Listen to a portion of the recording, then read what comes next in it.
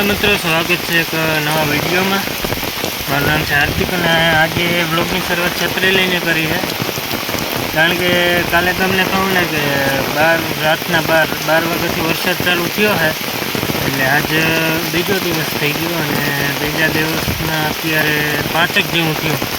वरसाद बंध नथी थयो, वचमां धीमो पड़ी जाए पण बंध नथी थयो वरसाद, એટલે હવે ક્યારે બંધ થાય એમાં કંઈ અંદાજો આવે नहीं। जो तमे आ बधुं पाणी भर्युं है ने खेतरों में, ए खाली वरसादनुं ज छे, सेलनुं पाणी नथी। बाकी सेले आवी ज गई छे आम तो, कारण के उपरवासमां वरसाद ज जूनागढ़मां ने अपने अमारा गामनुं ग्रुप है ने एमां बधुं आवी जाए पहेलाथी अगाउथी माहिती, એટલે खबर पड़े। कारण के ओजेट नदीनो है ने पारो अमारे 2-3 वर्षथी तूटी जाए, એટલે अवारे तूटी गयो है। એટલે હવે સેલ ક્યારે પૂગે એ કંઈ નક્કી ના કહેવાય। અત્યારે તો વરસાદનું પાણી ભર્યું, જરાક ઉપાધિ ઢોરની થાય, આપણે બીજું કંઈ નહીં। કારણ કે બાંધવાની જગ્યા ઓછી છે, કારણ કે ચારો ભરી દીધો। આજુવારે થોડીક ડિફિકલ્ટી છે, ભેહું તો બહાર બાંધી રહે, વાંધો નહીં આવે ને ગાયું બધી અંદર છે। બળદને આપણે ફેરવી નાખશું નવા ઘરે લગભગ, ને મમ્મી જો અહીંયા જ પાણી પાય છે અંદર જ, કારણ કે વરસાદ ચાલુ જ છે, પાણી બહાર ના લઈ જવાય। અહીંયા આપણી ગોપી ને રાધા ઓલી બાજુ બાંધી છે। આ કોઈ સેલ નથી એવી, આ વરસાદનું પાણી આ બધું ભરાઈ ગયું। એટલે રાતના 11-12 વાગ્યાનો સતત ચાલુ થયો, સવાર जोरदार वरसाद पड़ो है। पानी एटलू भराई गયું, खाली वरसादનું पाणी ने हजी चालू ज छे।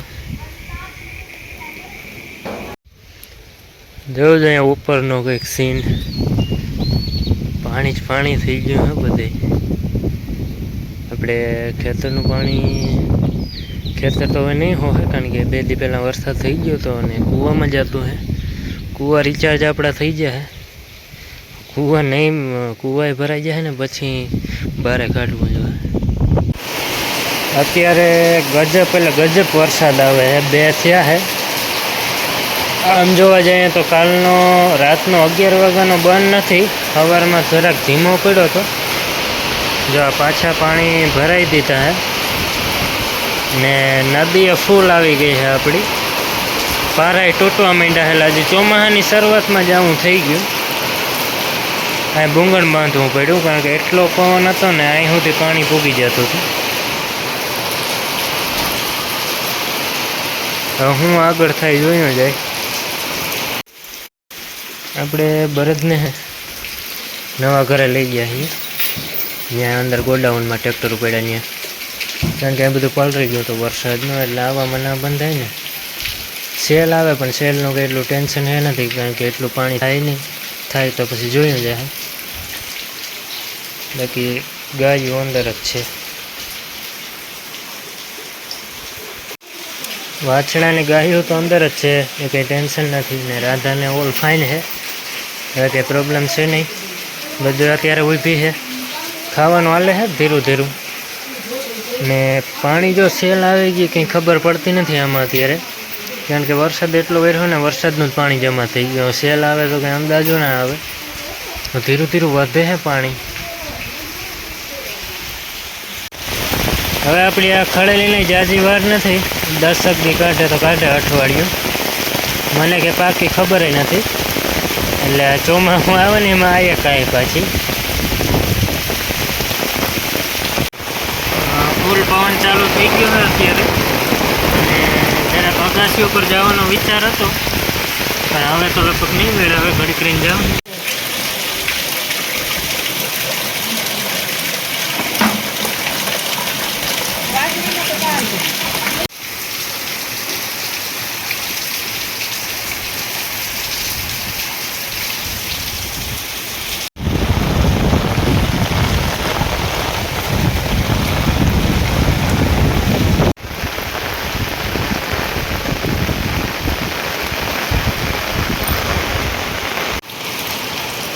बरद ने आई ले लीधा अमे अंदर, એનું કારણ હતું કે આપણે એને વાં બધું પલળી ગયું એટલે કોરાડામાં લઈ લીધા.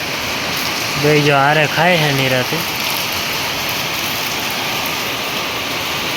વરસાદ રોકાઈ જાય ને તો પાછા વાં લઈ લે હું.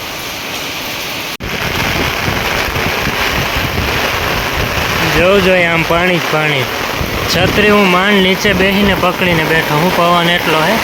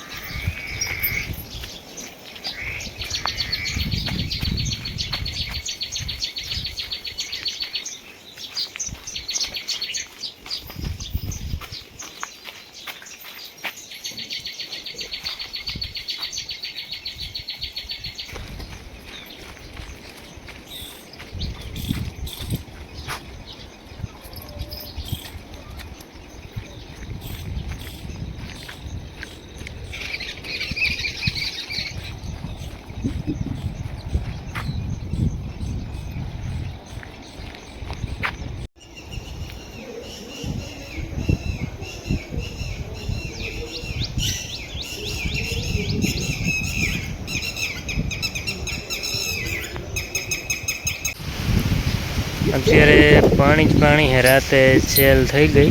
વરસાદ નથી, એક ફાયદો છે. એ કઈ પડકું આવ્યું હે પાણીનું. આ કઈ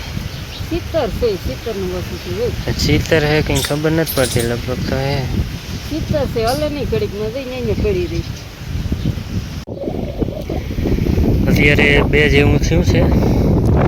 પાણી ઉતરી ગયું. માંડવી નહોતી દેખાતી સવારે, અત્યારે દેખાય છે.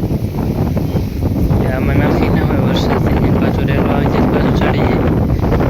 પણ આ ચોથું રહે સતત આવી સેલ થાય.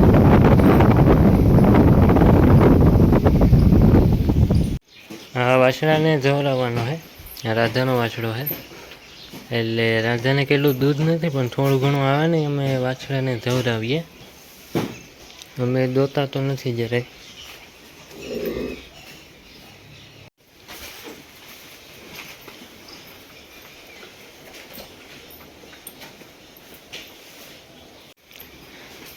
રીઝન શું છે કે વાછડું થોડુંક ધાવી લઈ, દૂધ નીકળી જાય થોડું ઘણું, અને રાધાને મજા આવે. અમે દોતા નથી કારણ કે રેડી તો થઈ ગઈ છે, પણ હવે જો એ હાવ તંદુરસ્ત થઈ જાય અને દૂધ વધે તો દોવાની છે. બાકી આપણે કંઈ એની ઉપાધિ નથી. હમું થઈ ગયું ને એ જ મોટી વાત છે.